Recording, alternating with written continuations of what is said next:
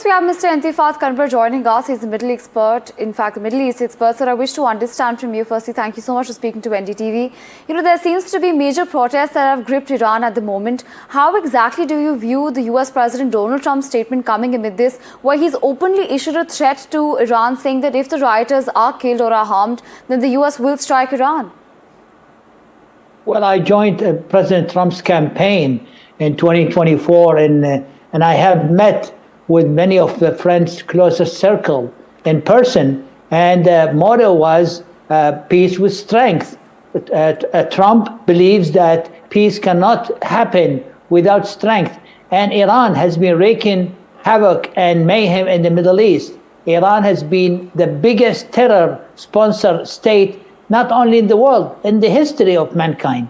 And I think the toppling of this heinous regime, who is oppressing their own people for 47 years.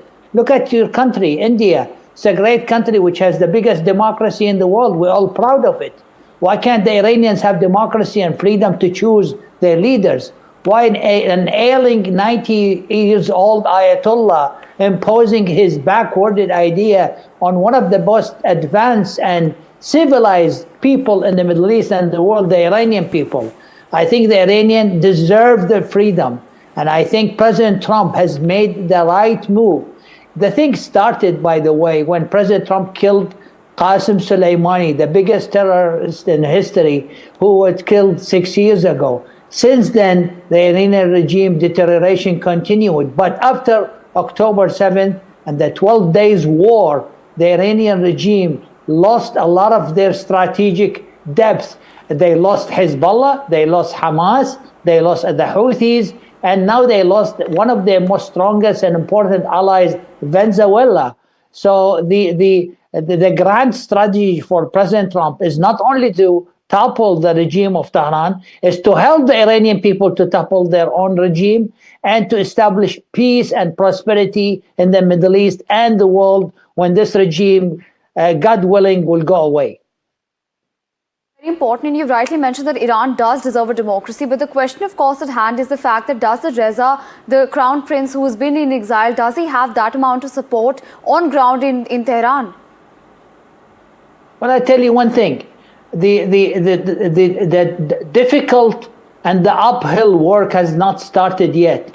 Iran and the Excellency, the Shah, will find out that Iran is no longer what it used to be. It's divided, it's fragmented. There has to be new ideas for a new constitution. I would advise for federalism. Many experts here in Washington are fearful that if Khamenei falls down, Iran will be fragmented to several countries. I wish the Iranians could live together. Arabs, Persians, Baluch, Azaris in one country, but I don't think a central rule of Iran will work anymore. But I would leave this to the Iranian people to decide. I'm here to advise and to stand by them and stand by the people of Iran. Well, so there's also this argument that, of course, the 1979 Islamic Revolution was something that may not be present within the conscience of the people, given the fact that many of them were not around the time when it happened.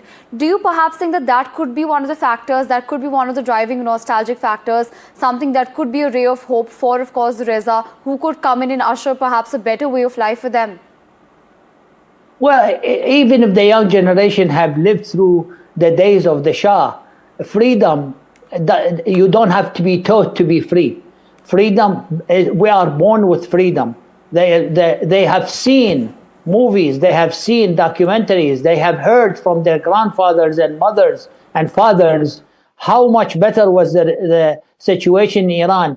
Iran is a very, very rich country. Why the Iranian people has no food to eat? Why the Iranian people have their currency worth less than a piece of paper? All because the regime of Iran and Khamenei is paying these monies for terrorism to Hezbollah, against Israel, against the Arabs, they have destroyed at least 5 countries in the Middle East. All these taken from the money which is owned by the Iranian people, which could go back to the Iranian people. And I support and I pray to God the Iranian people will prevail and win this war. and I support President Trump's call for punishing whoever killing those innocent demonstrators. Right, absolutely, Qanbar.